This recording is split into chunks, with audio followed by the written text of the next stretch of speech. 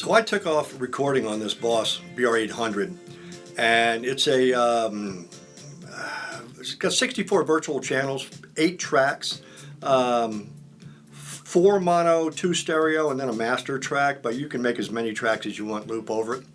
And you're able to take any of the recordings that you do on the BR800 and then upload them as WAV files onto your computer, and you can manipulate them through whatever DAW it is that you're using up there. The other nice thing about the BR800 is it's got the Boss Cosm effects library in it.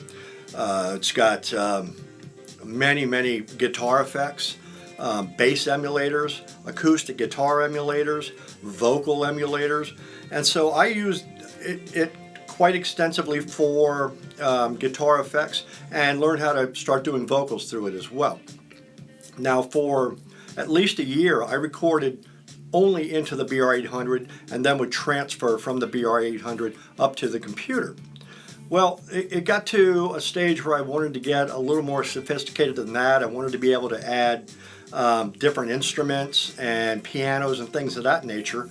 And I had an Axiom Air 32 mini keyboard or MIDI controller. I didn't know what a MIDI was at the time or why I'd want to control one. All I knew was I had a little piano, and it came with some software called Air Ignite that ended up being the greatest thing since sliced bread too. But at the time, all I wanted to do was make piano noises. And so I finally had an epiphany that if I could move WAV files from my BR800, then I should be able to move any of the MIDI files as waves from my MIDI controller back to the BR800. I was able to do that. So I started making a little more complicated songs with guitars, basses, vocals, harmonies, getting the pianos in there, and that was awesome, but it was still very cumbersome moving back and forth between the hardware that I was recording into and the software that I was eventually ending up, using part-time for piano pieces and things of that nature.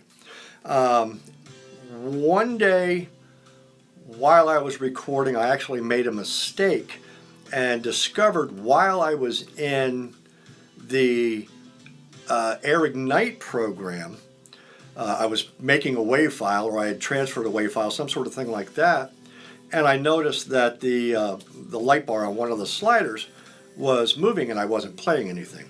Well, I had an open microphone, and the BR800 was connected to the computer through USB, and when I loaded up the Air Ignite program, it picked up what was coming through the BR800 from my mic through the BR800 into the Air Ignite.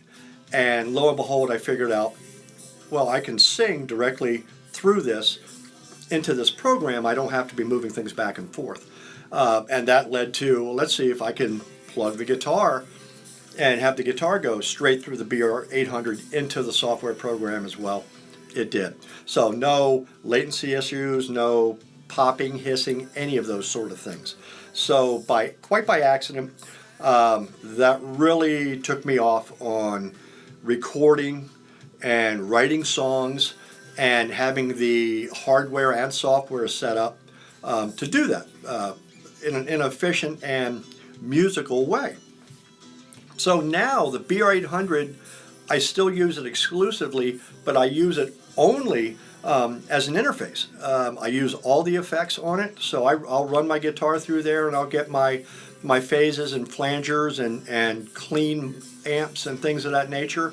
I also have many presets for my vocals, so I have a vocal setup that I go to that preset, and that's my voice, and I can tweak on that depending on what the song is, record it directly into the Air Ignite, and do a complete song out of Air Ignite. It's been an awesome journey, so if you're just getting started on this, don't give up. There are solutions to whatever your problem is.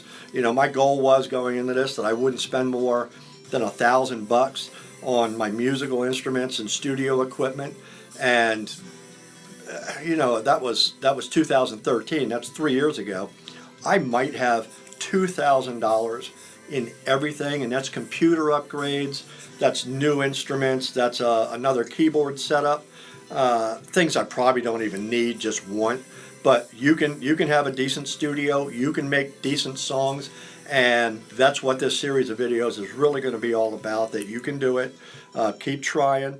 The videos from now on are going to be about specific songs, where the idea came from, what I learned from them, how they came about, you know, what was the idea behind the song in the first place. And 9 out of 10 times it was a mistake or something I learned on one of the guitars, or a particular sound that I got out of Eric Knight, that sort of thing. So I hope you enjoy these and stick around, and if you like them, please give me a like on the page, and I'll talk to you soon.